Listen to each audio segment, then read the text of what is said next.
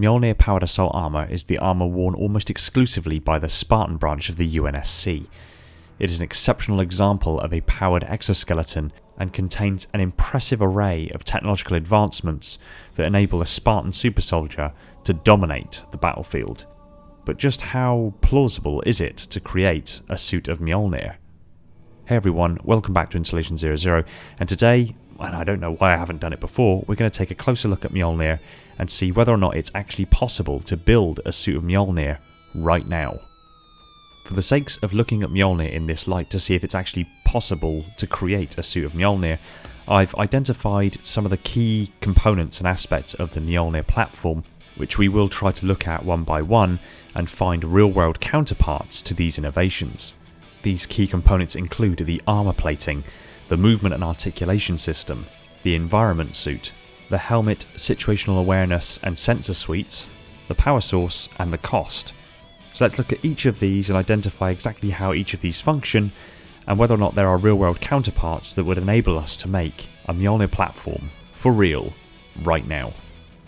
The armor plating of MJOLNIR is quoted as simply being a titanium alloy of remarkable strength. That isn't a whole lot to go on, but given that we've seen MJOLNIR armor take significant punishment, deal with extraordinarily high heat, as well as certain material characteristics and properties that we have witnessed, I can say with a fair amount of confidence that the armor plating itself is a grade 38 titanium alloy, where the titanium itself is actually titanium 50, a stable isotope of titanium with 22 protons and 28 neutrons. I come to this conclusion simply because this is the primary type of titanium that is used in Titanium A battle plate, the type of armor plating used on ships, and is also the primary type of titanium that is mined from the titanium mines on Reach. I likened the grade to being grade 38 simply because that was originally developed in the 1990s for use as armor plating. So do we have anything in the real world that is a close approximation to this type of titanium? The short answer is yes, we do. Titanium grade 38 has been developed since the 1990s and is in fact used for armor plating. As far as titanium 50 is concerned, approximately 5.2% of natural titanium is titanium 50, which means as titaniums go, it is decidedly rare. That being said, a solid block of titanium approximately 1.5 inches to 2 inches in thickness is capable of stopping every bullet up to and including a 50 BMG. This was demonstrated quite conclusively on the Demolition Ranch.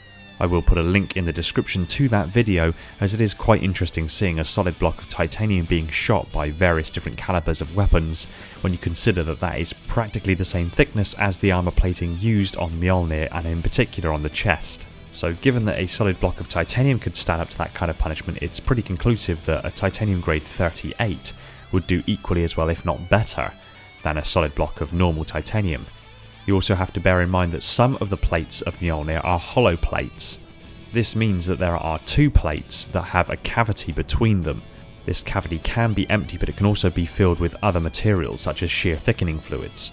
The idea is that the initial plate of titanium slows the incoming projectile massively, and the second inner plate is beveled at an angle, which means the projectile hits and is deflected. This decreases weight and decreases the chance of overpenetration. So from this, it's pretty conclusive that we do in fact have modern day analogues of the titanium armor used on the MJOLNIR platform. The trick then would be actually manufacturing the plates to the unique size and dimensions of each user. So we are talking about making a bespoke set of armor for each individual person, which as a consequence will pump the price up a little bit, but we'll come to that later. Moving on, the movement and articulation systems. MJOLNIR uses a reactive crystal layer called polymerized lithium niobosine. This material is a piezoelectric material, meaning that when you put an electric charge through it, it deforms and changes its shape. It is an amorphous fluid but can be formed into a geometric crystalline material. This takes rather powerful electromagnetic fields in order to induce the crystal geometry process. It is poured into a microcapillary system in between the outer armor plates and the wearer within, and can generate impressive forces. In the case of the Mark VI, approximately 5 times the unarmoured strength of the wearer. But obviously this fluid doesn't just act on its own, it is activated by a neural link. When the wearer wants to move, the brain sends the electrical impulses down the nerves. These are picked up and interpreted and converted into a digital signal and then sent to the suit's movement systems. This goes through quite a complex process as it is picked up from the Spartan neural interface at the base of the skull and is interpreted by the suit's movement systems to isolate individual signals coming from the brain and assigning them to the respective muscle groups. Given that thousands of signals are being transmitted through the nervous system at any given time, it is absolutely paramount that the correct signals are interpreted at the correct time for the correct movements. If a person wishes to move their left arm, but the systems misinterpret a signal going to the heart and instead move the right leg, this movement is completely and utterly unexpected and the person will attempt to adjust to it. This will send even more signals which will confuse the movement systems even more, which will then confuse the wearer. This is how people can be killed by the movement systems of Mjolnir. You also have to consider that when these signals are sent through the suit, they are sent at nearly the speed of light, which is significantly quicker than the nerve transductance velocity. As a consequence to this, the person's reaction time is generally improved by 300%. So on one level, the person moves the suit, but then the suit is usually moving before the wearer is even received the signals from their own nerves. So then the suit is moving the wearer. It's a very strange symbiotic process that takes some getting used to. So do we have anything akin to this? Well, we have things that are closer to this and things that are further away. From a movement perspective, if we just wanted to move the suit, then all we really need is an internal track system that is articulated at the main anatomical positions of the body, and then have linear actuators or servo motors in place at the various joints that can generate sufficient torque in order to move the suit. There is a trade-off with this, however, because most linear actuators or servo motors do move with quite a lot of power but can be quite slow. The same goes for hydraulics, and hydraulics are also significantly more noisy, significantly heavier, and significantly more difficult to manage. Pneumatics are another possibility, but air is compressible, meaning that there is some give in the movement of the suit. And again, you're looking at energy consumption issues as well as noise. So linear actuators and servo motors are potentially a viable means of moving a real-world Mjolnir suit. They would simply give off a mechanical whine in a similar manner to the Iron Man suit in the first and second Iron Man movies.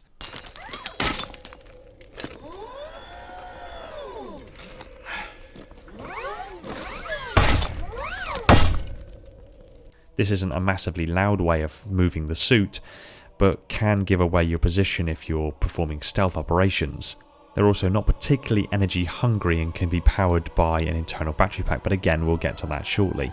There is another way in which we can power a suit similar to Mjolnir, but a real-world version, and that's by using artificial muscles. Artificial muscles are actually used on the Gen 2 platform within the tech suit. And another great example of the use of artificial muscles is the nanosuit from Crisis. A particular type of artificial muscle that does currently exist are called IPMCs, or ionic polymer metal composites. These, generally speaking, are a polymer, usually naphion or phlegmion, and they're coated in a noble metal such as gold or platinum. They can lift approximately 40 times their own weight, but in order to create a muscle suit that effectively will be able to move every anatomical section of the suit, the quantity of IPMCs that would be needed would be absolutely unprecedented. Individual fibres could indeed be woven together into artificial muscles, but again, we're looking at quite a high cost given that the noble metals that are used are gold and platinum, some of the most expensive metals in the world at the moment. The benefits, however, is that they don't take a huge amount of electricity in order to power and do generate a significantly large amount of force. So there we have two potential vectors of actually moving the suit. We could use linear actuators and servo motors, or we could use IPMCs. IPMCs are inevitably going to be slightly more expensive, with the linear actuators and servo motors being much cheaper, but the proportional forces that can be generated, as well as the noise that is generated, are given trade-offs, but again, we'll weigh this up shortly. As far as detecting the impulses from the wearer, this is a slightly more complex issue. We do not have Spartan neural interfaces. We do not have interfaces that can tie into the motor cortex of the brain. We do have implants such as the electrocorticography implant, which can be planted intracranially, which detects impulses from within the brain, but this is very invasive surgery.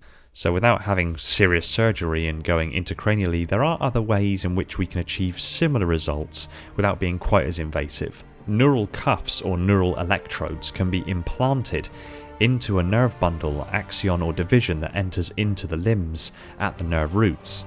This would require localized surgery, so a local anesthetic, small incision vectors, and you could implant these electrodes into areas such as the armpit and the groin to be able to gain access to the main nerves that enter the limbs for movement. These electrodes, once implanted, would be able to pick up all of the nerve impulses entering into the limb. From here, it's a rather tedious process of assigning individual muscle contractions to individual articulations of the movement system of your real-world MJOLNIR system. Again, you do have a risk of signal interference, and some signals, if they are picked up and mistakenly interpreted as movement, could result in serious injury. But let's say you don't even want that kind of surgery. Let's say you want no surgery whatsoever. Okay, well, how can we go about that? Well, again, there are surface skin muscle sensors. These myoelectric sensors can be placed on the skin's surface and detect the contractions of muscles beneath them.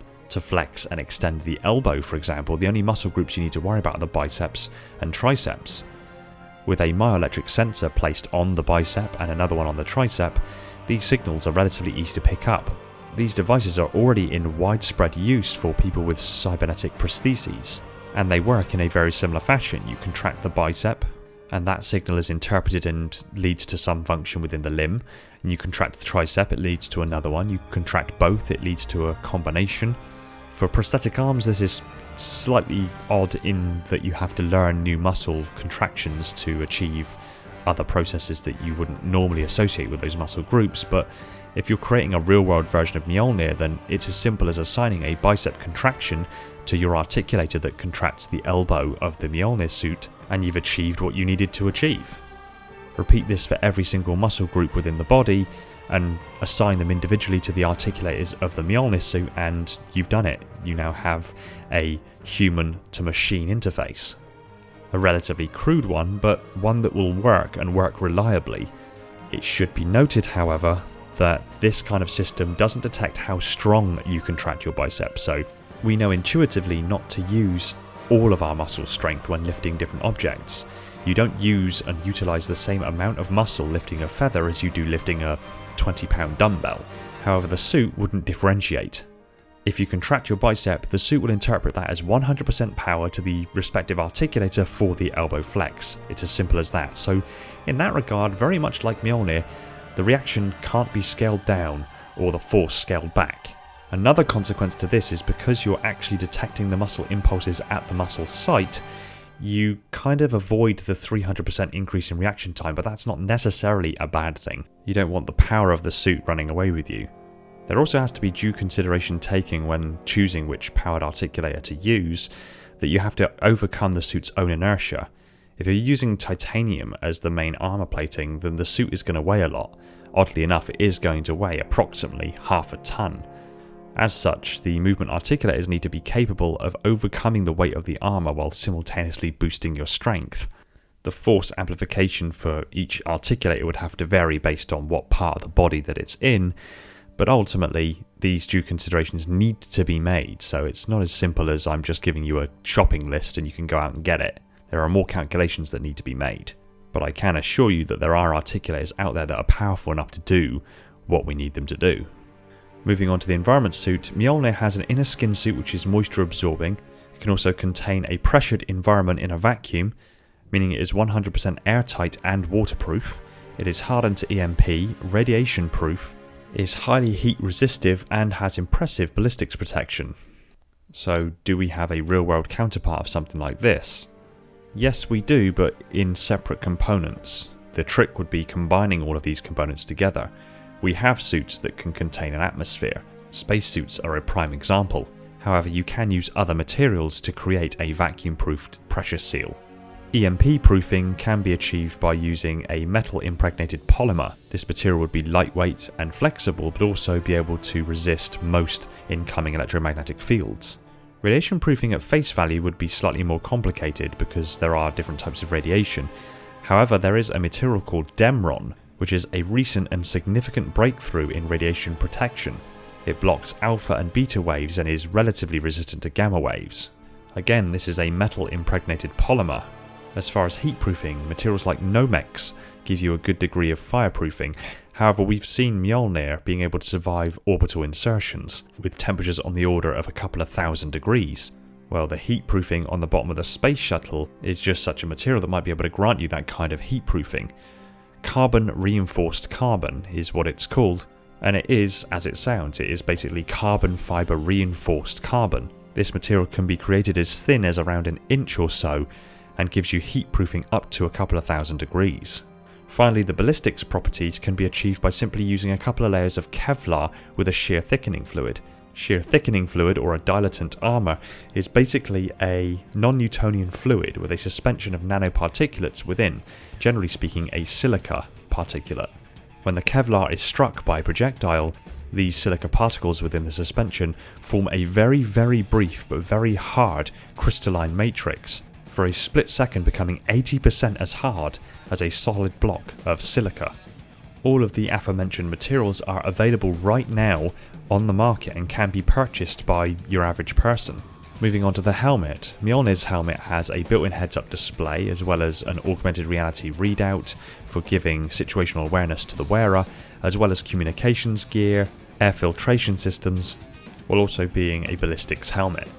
There is nothing to say that you can't create a helmet out of the same titanium you create the armor plating out of, as long as the helmet itself rests upon some sort of support structure that is semi-flexible, thereby meaning that you don't actually carry the weight of that helmet on your own neck. Instead, it transmits that weight through into the armor. Building a pressure seal into the neck locking collar is relatively straightforward. Putting air filtration systems is relatively achievable because we already have gas masks that exist with HEPA, HEGA and ULPA class filters. The heads-up display is an interesting one. Now, you can't just go ahead and put an organic LED display, which is transparent, onto the inner surface of a visor. The problem there being that the light that is emitted by what is effectively a transparent screen isn't coherent light, so it would be like trying to look at your phone screen when it is an inch away from your face. Everything would be extraordinarily blurry. But what you can do is put a semi-refractive membrane on the inner surface of the visor that is still transparent. Then simply find a place to put a laser-based pico projector within the helmet to project laser-based light onto the inner surface of the visor. This is much better because laser light is coherent light and is thus infinitely focused, thereby meaning that no matter where you look within your visual range, the information that's being displayed on the inner surface of the visor is always in focus. Then it's just a case of using augmented reality systems to be able to overlay information onto your visor, including image overlays from cameras that are sensitive to infrared light or heat-seeking cameras, thereby granting the user night vision. Communications are relatively straightforward, considering that walkie-talkies exist, and those walkie-talkies also tend to have earpieces and small inline microphones. You now have a helmet that very closely approximates what MJOLNIR's helmet is capable of. The power supply is an interesting one because MJOLNIR uses a micronuclear fusion reactor. This produces immense amounts of energy that can all be utilised by the suit by a process called electrostatic direct energy conversion. It basically gives the suit all the power it'll ever need to function on a day-to-day basis for up to 15 years of continuous usage. We don't have anything close to this at the moment. We have very small-scale nuclear fission reactors, but again, we're trying to build a real-world suit of MJOLNIR with resources that people can get hold of themselves. I don't think it's very likely that you're going to be able to grab hold of a nuclear reactor anytime soon. Nuclear batteries are another option, but again, we're talking about nuclear material, and again, these are controlled substances and thus not available to your regular human being. That leaves us with things like lithium polymer batteries and high-capacity batteries. At the moment, these are quite expensive, but could in theory give the energy densities required. We've also got upcoming breakthroughs in solid-state batteries, and with people like Elon Musk and his company Tesla saturating the market with lithium polymer batteries in order to bring costs down, over time these will become more affordable. And now we come down to cost. For the titanium that you would need and the quantity that you would need, you're probably looking in raw materials about $40 per kilo. Bearing in mind that you're going to need about 500 kilos, if not a little bit more, in order to create all of the armor plates for MJOLNIR. So in titanium alone, you're already talking about $20,000. That isn't including the amount of engineering that would have to go into it in order to actually manufacture these individual plates to your own personal specifications. If you could finish simply the CAD files and give these to an engineering firm, generally speaking they'll try to source the material for you and then do all the engineering work and just give you the finished product. But again, we're dealing with one-off bespoke parts. My father is a career precision engineer and is now moved into academia, and given some of the conversations that I've had with him in regards to some of the manufactured parts that he's created over his time and how much they cost, it's not unreasonable to expect that all of the materials and all the engineering to create all of the armor plates for a real-world version of Mjolnir could set you back somewhere in the realms of $150,000 to $200,000. But again, that's just the armor plates. To fabricate the internal articulation system to your exact specifications and put all of the actuators onto that articulation system, as well as then being able to put all of the armor plates over the top of that, you're probably looking at another $25,000 to $50,000 on top of that. That brings our running total so far of $175,000 to $225,000. To get hold of myoelectric sensors and a computing system that is capable of being stored within your Mjolnir system and be able to interpret all of the signals coming in from your respective muscles and send them out to all the articulators, you're going to need to hire a group of robotics experts, or at the very least an extremely talented group of programmers. I have friends who work in this field, and I pitched them just how much it would cost somebody to get them to build something along those lines, and they gave me a quote back of $75,000. Our run in total is now up to $225,000 to $300,000.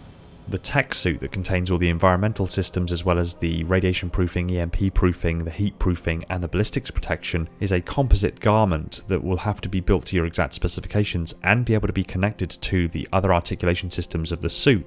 This thing does approximate what is effectively a spacesuit with ballistics protection. Although the suits you see NASA astronauts wearing will set you back around $12 million, it's reasonable to assume that just getting hold of the materials and asking a very talented seamstress to be able to put these together for you would be significantly cheaper. But even in just materials cost, a radiation-proof suit made of Demron can set you back up to around $2,000. A decent ballistics vest can set you back anything from $500 to $2,000. A waterproof and vacuum-proof suit could set you back around $3,000. And a thermal radiation suit can set you back somewhere between $500 and $1,000 as well. For simplicity now, I'm just going to go with a larger figure, because ultimately, if you do come in cheaper, then it's a win. But our running total now is up to around £310,000. Add to this the helmet and a lot of the equipment that goes into that, you could probably get for another £10,000 anyway if you were to make it yourself, or to get somebody who specialises in making helmets like motorcycle helmets, for example, to make it for you. So running total is now £320,000. And finally the power source, which really is the main Achilles heel for most of these kinds of systems now. On a back of the envelope calculation for roughly the energy requirements of something approximating a suit of Mjolnir, you're probably looking at another couple of $1,000s in lithium polymer batteries. So all in, the answer is yes. We can create something approximating a suit of Mjolnir right now, today, with the materials and equipment and technology that is currently available to us. However, you're looking at dropping around $325,000 per suit. And that's on the assumption that your design is absolutely perfect straight out of the gate and you don't have to iterate on that design at all. The likelihood is, however, when designing anything, you're going to go through various stages of prototyping. There's going to be various failures along the way. There's going to be various times that you're going to break components because of mistakes in calculations. So the likelihood is this £325,000 is actually extraordinarily conservative.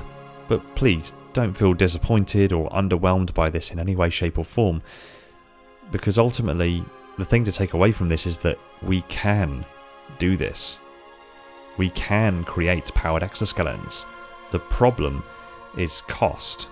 Ultimately, if they were cheaper, if they were more cost effective, the military would likely be investing in these kind of technologies heavily.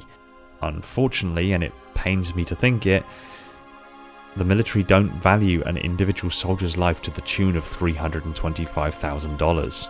Even if you take just the special forces and try to outfit them with something approximating Mjolnir, you're still looking at a huge portion of the military budget taken up simply to outfit soldiers with powered exoskeletons. But in time, the cost will come down, and in time, new technologies will make this even more possible. So the point I'm trying to make here is, don't stop dreaming. Keep designing, keep iterating, because eventually, this is gonna happen.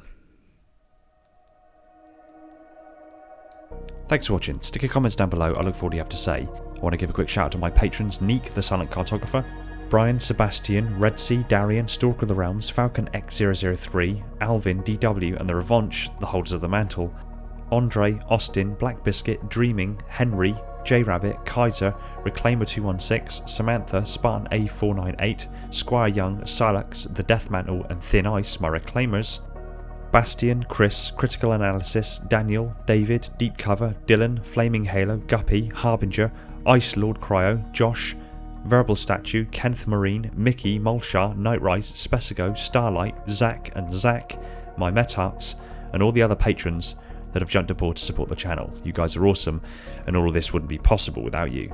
If you like Halo lore discussed to insane levels of detail, hit that subscribe button and the little bell icon so you're told the second a new video hits the shelves. Be sure to support us on all major social media channels, including Discord, and if you really love the channel, consider heading over to Patreon and joining the domain and the list of beautiful human beings who exist there, and supporting the channel over there, or indeed becoming a channel member by hitting the join button.